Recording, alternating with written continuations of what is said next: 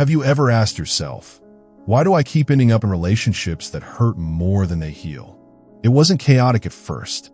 In fact, it probably felt magnetic, familiar, fated even.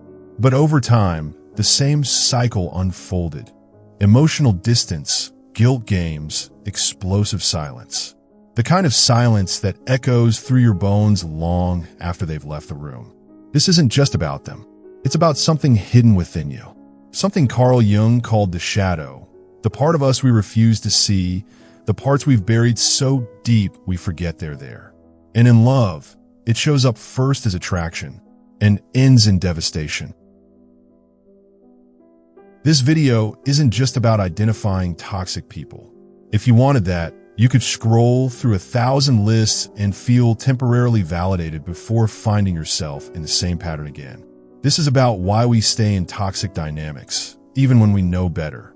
About the invisible psychological contracts we sign based on childhood pain, unmet needs, and projected shadows. Contracts written in a language we don't remember learning.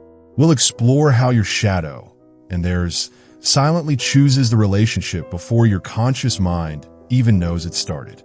How the parts of yourself you've disowned become magnets for people who will make you feel both seen and abandoned at the same time. If you've ever loved someone who broke you, someone who made you question your own reality, someone who left you feeling like you were too much and not enough all at once, this isn't just coincidence. It's a pattern, and we're going to break it from the inside out. Because the truth Jung discovered is this: until you make the unconscious conscious, it will direct your life, and you will call it fate. Pause here. Did a part of you just whisper, "This is me"? Let yourself feel whatever's coming up. Don't push it away. Let me tell you about Sarah. She's 31, works in marketing for a nonprofit that she actually cares about, and has what everyone calls terrible luck in love. She's gentle, thoughtful, the kind of person who remembers your birthday 6 months after meeting you and notices when you've changed your hair, even if it's just by an inch. Sarah reads self-help books. She goes to therapy. She knows all the right words about boundaries and self-worth. She can spot a narcissist from across a crowded room and has strong opinions about attachment styles. On paper, she should be making better choices. But Sarah always falls for emotionally unavailable men. Always. There was Marcus, the artist who was working through some things but never actually worked through anything. There was James, the entrepreneur who was so focused on building his empire that he forgot to build a relationship. There was David, who loved her but wasn't ready for anything serious for 3 years. They all follow the same pattern. They chase her initially, love bomb her with intensity that feels like coming home after a long journey. They text constantly, call just to hear her voice, make her feel like the most fascinating woman they've ever met. The attention is intoxicating. She feels chosen, special, seen in a way that makes her forget every doubt she's ever had about herself. Then, like clockwork, they turn cold. The texts become sporadic. The calls stop. When she asks what's wrong, they say nothing's wrong, but their energy says everything's wrong. She tries harder. They pull away further. The harder she reaches, the more they retreat, until she's grasping at shadows of who they used to be, trying to resurrect a version of them that maybe never existed at all. She becomes a detective of their moods, analyzing every word, every pause, every change in their voice. She learns to read the weather patterns of their emotions better than they do. She becomes an expert in loving someone who's always 1 foot out the door. Until one day, sitting in her therapist's office after another devastating breakup, this time with Alex, who needed space to figure things out, she hears something that changes everything. "Sarah, you're not chasing love. You're chasing your father's silence." Her father. She hasn't thought about him in years. Not really. Brilliant, distant, always working. A man who showed love through providing, not presence. She spent her childhood performing for scraps of his attention, becoming the perfect daughter in hopes that maybe, if she was good enough, smart enough, quiet enough, he might look up from his laptop and really see her. She learned that love meant earning something just out of reach. That attention was a limited resource she had to compete for. That man's affection was something that could be withdrawn at any moment. so she better make herself indispensable while she had the chance. Her shadow wasn't craving connection. It was reenacting abandonment, trying to rewrite an ending that was written when she was 7 years old and wondering why daddy never came to her recitals. What childhood pattern are you still trying to heal through your adult relationships? Jung said something profound.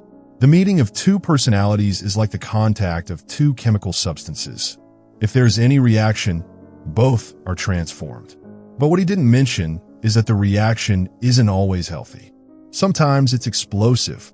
Sometimes it's toxic. Sometimes two chemicals meet and create something that destroys them both. In unhealthy bonds, that reaction is shadow to shadow.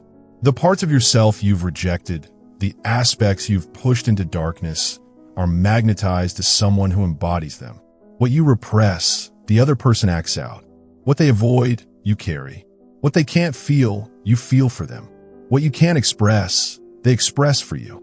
It's like a perfectly dysfunctional dance where each person is playing a role they learned in childhood, responding to music only their unconscious mind can hear. Sarah's shadow, the part that learned love meant working for scraps, was magnetically drawn to men whose shadows had learned that love meant having power over someone else's emotions. Her need to chase was the perfect match for their need to be chased. Her willingness to overfunction was the ideal complement to their tendency to underfunction. The fights weren't really about dishes left in the sink, about time spent with friends, or about unanswered texts. They were about pain neither of them could name. They were about the child in Sarah who learned love meant fighting for scraps, and the child in Marcus who learned love meant having someone fight for him. They were about abandonment wounds and engulfment wounds, playing out the same drama their parents had played out and their parents' parents before them. Jung called this phenomenon projection.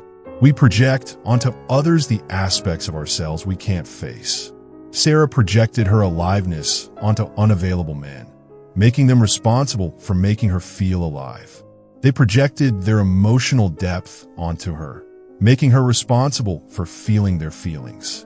If this feels uncomfortably familiar, it means you're ready. Don't turn away from what you're feeling right now. Here's what no one tells you about toxic relationships. They're chemically addictive. Literally, your brain on a toxic relationship looks remarkably similar to your brain on cocaine. When pleasure and punishment alternate unpredictably, when someone is warm one moment and ice cold the next, your brain gets confused. It starts producing a cocktail of chemicals. Dopamine when they're kind, cortisol when they're cruel, adrenaline when you're fighting, oxytocin when you're making up. It's like being on the world's most destructive roller coaster, and your nervous system becomes addicted to the ride. You become addicted to the relief, not the actual love. You become addicted to the moment when they come back, when they look at you like they used to, when they remember why they fell for you in the first place. That relief feels so intense because the withdrawal was so painful. Your shadow confuses intensity with intimacy, chaos with chemistry, the constant emotional whiplash with passion, the nervous system arousal with romantic arousal. You think it's fate. You think you found your person. You tell your friends about the connection, how you've never felt anything like this before. And you're right, you haven't. Because healthy love doesn't feel like you're constantly on the edge of losing something. Healthy love doesn't require you to be hypervigilant, reading every micro-expression, analyzing every text message for hidden meaning. But your nervous system, trained by early experiences, clings to what's familiar, not what's healthy. It mistakes the familiar ache of emotional starvation for the fullness of being truly seen. It confuses the anxiety of will they leave with the excitement of this could be love. Sarah's nervous system had been trained in childhood to associate love with uncertainty. Her father's attention was unpredictable.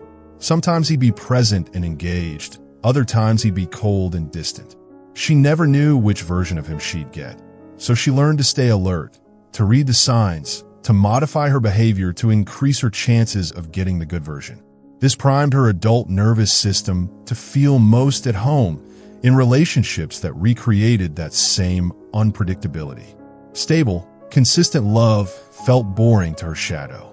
It felt fake, like the other shoe was about to drop.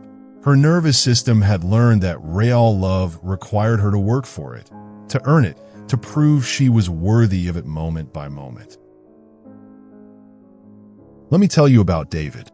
He's 34, successful in his career as a software engineer, the kind of man who looks like he has it all together from the outside. Confident handshake, easy smile, the type of person who remembers to ask about your weekend and actually listens to the answer. He owns his own home, has a healthy relationship with his family, exercises regularly, and reads books for pleasure. By all external measures, he's got his life figured out.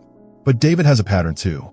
He's consistently drawn to partners who make him feel inadequate. Women who are critical, demanding, who seem to always find fault with what he does or doesn't do. Women who make him feel like he's constantly failing some test he doesn't remember signing up for. There was Emma, who criticized everything from how he loaded the dishwasher to how he expressed affection. There was Jessica, who made him feel like his emotional needs were burdens and his attempts at intimacy were somehow wrong. There was Lisa, who had a way of making him feel stupid every time he shared an opinion that differed from hers. On the surface, he's confident. He's good at his job, respected by his colleagues, liked by his friends. But deep inside, in places he's never examined, in rooms of his psyche he's never turned the lights on in, he believes he must earn love by suffering. That relationships should feel like work. That if he's not constantly proving himself, if he's not walking on eggshells, if he's not trying to fix or please or placate, then he's not really loving hard enough. His shadow learned early that love meant being criticized. His mother, well-intentioned but overwhelmed, had a way of pointing out everything he did wrong while taking his successes for granted.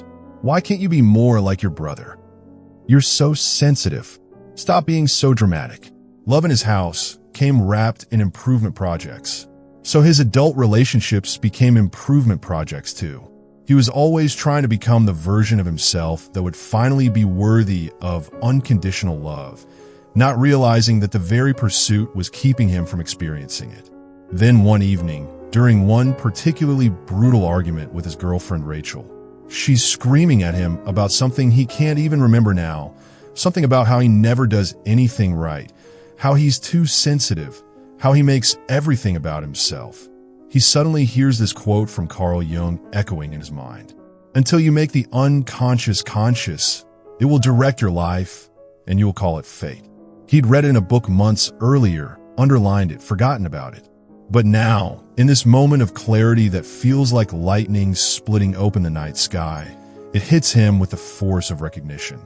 And suddenly, like a light being turned on in a room he didn't know was dark, he sees it. He's not unlucky in love. He's not cursed with difficult women. He's not a magnet for complicated people who need fixing. He's recreating the emotional chaos of his childhood. The hypervigilance, the walking on eggshells, the desperate need to fix someone else's pain to prove his worth. He's trying to heal a wound by reopening it over and over again. He's trying to earn the love he never got as a child by finding people who withhold love in the same way. He's trying to prove to his mother, through every girlfriend, that he is worthy of love exactly as he is. But he keeps choosing women who, like his mother, believe love means helping someone become better. You've carried this long enough. Let yourself be still for once. Feel what's happening in your body right now. In that moment of recognition, David hears his shadow speaking for the first time. And it says, I learned that love means suffering. I learned that peace means I'm not trying hard enough. I learned that if someone isn't upset with me, they must not care about me at all. I learned that I have to earn love by being what someone else needs me to be. This is the voice that's been choosing his relationships, not his conscious mind, which wants partnership and peace and mutual respect. Not his heart, which craves safety and acceptance and the simple joy of being seen. His shadow, the part of him that learned early that love and pain were synonymous, that relationships meant losing yourself to make someone else happy. The shadow had been driving the bus of his romantic life, making choices based on childhood logic that no longer served him. It was attracted to criticism because criticism felt like care. It's what he'd known. It was attracted to emotional unavailability because availability felt foreign, unsafe, too good to be true. David realizes that every relationship he'd been in was actually with his mother. Not literally, but energetically. He'd been trying to heal his relationship with her by finding women who treated him the way she had, hoping that this time, if he just tried hard enough, he could earn the unconditional love that had been missing from his childhood. But here's what Jung understood that David is just beginning to grasp. The shadow cannot be healed by controlling others. It cannot be fixed by finding the right person who will finally love you the way you needed to be loved as a child. It cannot be resolved through external relationships because it's an internal wound. It must be faced alone in the quiet moments when you're brave enough to ask, what am I trying to heal through this other person? What childhood pain am I trying to resolve through adult love? What part of me is still that little boy or little girl desperately trying to earn mommy's or daddy's approval? Here's what Jung understood that most of us don't. We don't attract what we want. We attract what we believe we deserve, based on patterns written in our unconscious before we even knew we had an unconscious. Our shadow isn't malicious. It's not trying to hurt us. It's trying to heal us, but it's using the only tools it learned in childhood. If love came with conditions when you were small, your shadow will seek conditional love as an adult, believing that's the only way to finally meet those conditions and earn the love you've always craved. If love came with chaos, your shadow will seek chaos, mistaking the familiar overwhelm for passion. If love came with criticism, your shadow will seek criticism, mistaking the familiar sting for care. If love came with absence, your shadow will seek unavailable people, believing that the longing itself is love. Sarah's shadow believed that if she could just love an unavailable man hard enough, consistently enough, perfectly enough, she could heal her father's emotional unavailability and finally feel worthy of consistent love. David's shadow believed that if he could just endure enough criticism, improve enough, become perfect enough, he could heal his mother's conditional love and finally feel acceptable exactly as he was. But the shadow operates on childhood logic. It doesn't understand that you can't heal your parents through your partners. It doesn't realize that trying to get your needs met through someone who can't meet them is like trying to get water from stone. Not impossible because you're not trying hard enough, but impossible because stones don't contain water. What childhood wound are you still trying to heal through your adult relationships? The first step toward freedom is recognition, but not intellectual recognition, the kind that lives in your head and makes you feel smart but doesn't change anything. Emotional recognition, the kind that lands in your body and makes you feel seen, even if it's uncomfortable. So let me ask you something, and please listen not with your mind, but with that place in your chest that holds your truth, that place that knows things you've never told anyone. Do you shrink yourself to avoid conflict? Do you find yourself walking on eggshells, editing your words, dimming your light, making yourself smaller so someone else can feel comfortable? Do you apologize for things that aren't your fault? Take responsibility for emotions that aren't yours? Find yourself saying, "I'm sorry," when you meant to say, "ouch"? Do you confuse anxiety with passion? Does your nervous system mistake the feeling of "will they leave" for "this must be love"? Do you find yourself most attracted to people who keep you guessing, who make you work for their attention, who make you feel like you're always one wrong move away from losing them? Do you feel responsible for their emotions? When they're upset, do you automatically scan for what you did wrong, even when logic tells you their reaction has nothing to do with you? Do you find yourself trying to manage their moods, walking on eggshells, becoming a hostage to their emotional weather? Do you need to be needed to feel worthy? Is your value tied to how much someone depends on you, how much they need you to fix or save them? Do you feel most loved when you're being useful, most secure when you're solving someone else's problems? Do you lose yourself in relationships? Do you find that you become whoever your partner needs you to be, adapting your interests, your opinions, your personality to match what you think they want? Do you look in the mirror after a few months of dating someone and barely recognize yourself? These are not signs of love. These are signs that your shadow is leading your heart, that you're dancing to music written by your wounds instead of your wisdom, that you're trying to heal childhood pain through adult relationships. What part of yourself have you silenced just to feel loved? Let yourself feel whatever comes up. Now, here's something that might surprise you. Leaving a toxic bond doesn't mean you failed. It doesn't mean you're giving up on love or that you're not a fighter. It doesn't mean you lack commitment or that you run away when things get hard. It means you chose growth over comfort, truth over illusion, your authentic self over the version of you that learned to survive by disappearing. It means you finally understood that some relationships aren't meant to be healed, they're meant to be learned from.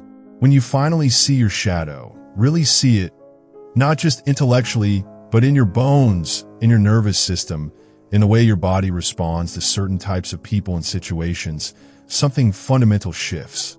The compulsive quality of toxic attraction begins to fade.